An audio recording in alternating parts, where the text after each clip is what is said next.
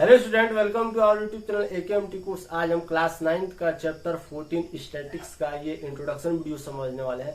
इस introduction video में हम टोटल 4 पॉइंट को अच्छी तरीके से समझेंगे। आइए उसको समझते हैं। जो पहला पॉइंट है वो है, और data can be represented graphically in the form of bar graph, histograms and frequency polygons. कहने का मतलब है कि आप कोई भी डाटा हो, ठीक है ना, या फिर यहाँ पास बोला है और डाटा मतलब कोई एक डाटा है, समझ लीजिए, ठीक है ना, उसको आप रिप्रेजेंट कर सकते हैं ग्राफिकली। कैसे? बार ग्राफ के थ्रू, हिस्टोग्राम के थ्रू और फ्रीक्वेंसी पॉलीगॉन के थ्रू, ठीक है ना। ये सारे जो बार ग्राफ, हिस्टोग्राम्स और फ्रीक्वेंसी पॉलीगॉन है, ये ग्राफिकली रिप्रेजेंट हो सकता है, ठीक है ना। और इसको करते भी है, ठीक है ना। कोई भी डाटा हो, ठीक है ना, जैसे सिंपल डाटा दिया रहता है, ठीक है ना, कि इस क्लास में इतने बच्चे हैं, ठीक है ना, और उन बच्चों का एज ये है, सभी का एज दिया, ठीक है ना। उसको आपको बोल दिया कि बार ग्राफ में रिप्रेजेंट कीजिए, ठीक है ना, तो आपको रिप्रेजेंट करना पड़ेगा, ठीक है ना। हिस्टोग्राम में, अब हिस्टोग्राम में क्या पड़ा, उसमें इंटरवल दे देगा, ठीक है ना, और इसमें भी इंटरवल दे देगा, ठीक है ना, तो उसको रिप्रेजेंट करना रहेगा। ठीक, तो बहुत आसान होता है। जब आप एक्सरसाइज खोलेंगे, ठीक है ना, जब एक्सरसाइज देखेंगे, ठीक है ना, एक्सरसाइज वाला वीडियो देखेंगे तो आपको अच्छे समझ में आ जाएगा, ठीक है ना। सारे क्वेश्चन का जो सोल्यूशन है हमारे चैनल पर अवेलेबल है, ठीक है। जब आप उसको देखेंगे, ठीक है ना, तो आपको कैसे बार ग्राफ बनाना है, कैसे हिस्टोग्राम बनाना है और कैसे फ्रीक्वेंसी पॉलीगॉन बनाना है, ये सब अच्छे से आपको समझ में आ जाएगा, ठीक है ना। इस इंट्रोडक्शन वीडियो में मैं बस यही बताऊंगा कि क्या क्या आपके चैप्टर में यूज होने वाला है, ठीक है ना, और कौन कौन से टॉपिक आपके चैप्टर में है और आएंगे, ठीक है। सेकेंड नंबर में है, देखिए स्टैटिक्स है तो मीन, मोड, मीडियन तो आना अनिवार्य है, ठीक है। पहले मीन कैसे निकालते हैं, पहले उसका जो फॉर्मूला है उसको देखते हैं। Adding all the values of the observation upon में टोटल नंबर ऑफ ऑब्जर्वेशन। ये चीज आपको नहीं समझ में आएगा, मैं आपको समझाता हूँ। मान लीजिए कोई डाटा दे दिया 6, ठीक है ना, 6 तक लेके चलते हैं ना। ये एक डाटा दे दिया, आपको बोल दिया कि इसका मीन निकालिए। मीन कैसे निकालेंगे आप? देखिए, मीन निकालने के लिए बहुत आसान तरीका है। बोला है कि adding all the value of observation. ये क्या है? ऑब्जर्वेशन, ठीक है ना। तो इस सभी ऑब्जर्वेशन का जो वैल्यूज है, ठीक है ना, उसको ऐड कीजिए। ऐड करते हैं 1 + 2 + 3 + 4 + 5 + 6, ठीक है ना, अपॉन में total number of observation. Total number of observation कितने हैं? 1 2 3 4 5 6 ही है, अपॉन में 6 हो जाएगा, ठीक है ना। कहने का मतलब ये है, ठीक है ना। अब जैसे यहाँ पास मान लीजिए कि 11 12 13 14 15 16 आता है, ठीक है ना, तो यहाँ पास 11 + 12 + 13 + 14 + 15 + अपॉन में 6 हो जाता है, क्योंकि इसका जो टोटल नंबर ऑफ ऑब्जर्वेशन है वो 6 है, ठीक है ना। ये है, तो इस फॉर्मूले से आप निकाल सकते हैं, ठीक है ना। दूसरा फॉर्मूला होता है, ठीक है ना, जिसमें आपको दिया रहता है, मतलब थोड़ा अलग हट के दिया रहता है, ठीक है ना। उसमें क्या आता है ना, जैसे फ्रीक्वेंसी दे दिया, ठीक है ना, उसमें आपको फ्रीक्वेंसी दिया रहेगा, ठीक है ना। एक तरफ फ्रीक्वेंसी दिया रहेगा, एक तरफ को आपको जैसे नंबर ऑफ स्टूडेंट दे दिया और स्टूडेंट का मार्क दे दिया, ठीक है ना। तो नंबर ऑफ जो स्टूडेंट है वो इसको x ले लीजिए, जो मार्क है उसको आप फ्रीक्वेंसी ले लीजिए। ऐसे कुछ करके दिया रहता है, ठीक है ना। कहने का मतलब ये है, एग्जैक्ट मैं अभी याद में नहीं आ रहा मेरे को, तो जो उसका फॉर्मूला होता है वो होता है सिग्मा fx अपॉन में fx, ठीक है ना। मीन को हम लोग x बार की, मतलब मीन को हम रिप्रेजेंट करते हैं या डिनोट करते हैं x के ऊपर बार से, ठीक है ना, मतलब x बार, ऐसे मीन को आप रिप्रेजेंट कर सकते हैं, या फिर इसको डिनोट वैसे ही करते हैं, ठीक।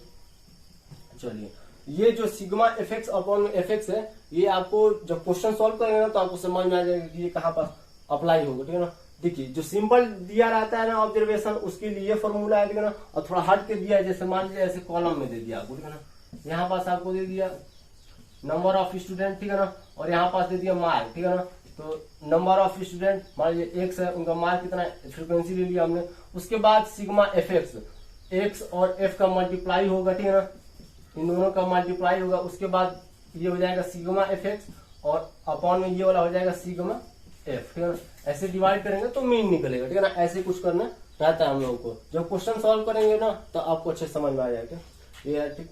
थर्ड नंबर में देखते हैं मीडियन। मीडियन का 2 फॉर्मूला होता है, ऑड के लिए अलग, इवन के लिए अलग, ठीक है ना। जैसे नंबर ऑफ ऑब्जर्वेशन, एन मतलब नंबर ऑफ ऑब्जर्वेशन। जैसे यहाँ पास आप देख सकते हैं नंबर ऑफ ऑब्जर्वेशन कितना है, 1 2 3 4 5 6 है, तो इवन हो गया, ठीक है ना। 6 मतलब भाई 2 4 6 सब इवन है, उसके लिए ये फॉर्मूला लगेगा, ठीक है ना। इसके अगर हमको निकालना रहेगा और मीडियन निकालना रहेगा तो इवन है तो ये फॉर्मूला लगेगा, ठीक है ना। और मान लीजिए ऑड रहा है तो मान लीजिए कोई एक और ले लिया हमने, बस 1 ले लिया, तो ये क्या आ जाएगा, ऑड हो जाएगा, तो ऑड हो जाएगा तो ये वाला फॉर्मूला लगेगा, ठीक है ना। ऑड का फॉर्मूला होता है वैल्यू ऑफ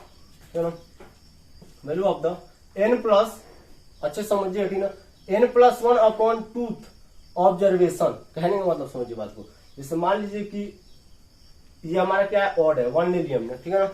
अब वैल्यू n+1 है, n कितना है, n मतलब नंबर ऑफ ऑब्जर्वेशन कितना है, 1 2 3 4 5 6 7 है ना, ठीक है ना।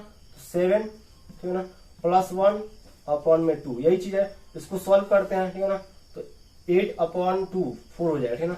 तो फोर्थ ऑब्जर्वेशन इसका मीन होगा, तो 1 2 3 4 ये आपका मीन हो जाएगा। सॉरी मीन बोल रहा हूं मैं, मीडियन हो जाएगा, ठीक है ना, मीन नहीं मीडियन हो जाएगा, ठीक है। मीन बोला होगा तो सॉरी, ठीक है ना, मीडियन हो जाएगा, ठीक है ना। मतलब ये हो जाएगा वैल्यू ऑफ द क्या n+1 अपॉन टूथ ऑब्जर्वेशन, ठीक है। तो ऐसे सॉल्व करना, ठीक है ना। कुल बहुत आसान है। n देखना है, मतलब नंबर ऑफ ऑब्जर्वेशन ऑड है कि इवन है। अगर इवन है तो ये वाला फॉर्मूला लगेगा, ऑड है तो ये वाला, ठीक है ना। इसका आंसर हो जाएगा ये, ठीक है ना। अब मान लीजिए कि अगर वही इवन होता है तो value of the n/2 observation, पहले n/2 से निकालते हैं, मतलब इसमें क्या करते हैं, जैसे 6 रहता है, मान इसको हटा दिया ना, तो 6 रहता, 6 अपॉन में, अच्छे समझिएगा, 6/2 थर्ड ऑब्जर्वेशन, ठीक है ना, प्लस यहाँ +1 आएगा, ठीक है ना। तो n/2 +1 है, ठीक है ना।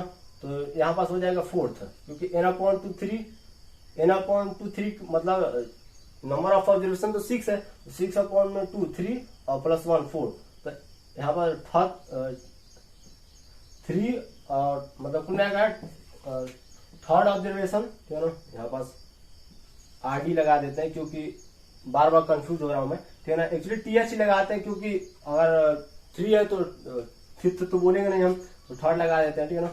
तो थर्ड ऑब्जर्वेशन प्लस ये कितना है, फिफ्थ ऑब्जर्वेशन, नहीं n+2 यानी 3 + 1 फोर्थ ऑब्जर्वेशन, ठीक है ना, फोर्थ ऑब्जर्वेशन, ठीक, अपॉन में 2 है, ठीक है ना। तो थर्ड क्या है इसमें 13 और +14, तो इन दोनों का सम करके अपॉन में 2 कर दीजिए, आपका आ जाएगा मीन, ठीक है ना। यही आपका मीन आएगा इवन के लिए, ठीक है ना। देखिए यहाँ पास कंफ्यूज नहीं होना, n/2 यानी मतलब जो भी आपका n है, ठीक है ना, n मतलब नंबर ऑफ ऑब्जर्वेशन कितना है, उसको 2 से डिवाइड कीजिए, अगला में उसको डिवाइड करने के बाद 1 ऐड कर दीजिए, ठीक है ना। उसके बाद टोटल अपॉन में 2 कर दीजिए, ठीक है ना, तो आपका निकल जाएगा, ठीक है ना, इवन के लिए मीडियन। क्या होता है mode, mode equal to the mode is the most frequently occurring observation. समझिए बात को, ठीक है ना। मान लीजिए कि इसमें एक और यहाँ पास 1 की जगह मैं 4 कर दिया, ठीक है ना, तो मोड क्या होगा, ठीक है ना। देखिए मोड वह नंबर होता है जो नंबर किसी डाटा में बार बार रिपीट होता है। जैसे यहाँ पास एक डाटा हमको दिया है, इस डाटा का मोड क्या होगा, तो देखिए सभी नंबर एक बार रिपीट हो रहा है, लेकिन जो 4 है वो 2 बार रिपीट हुआ है। यहाँ पास जो हमारा मोड होगा, ठीक है ना, वो हो जाएगा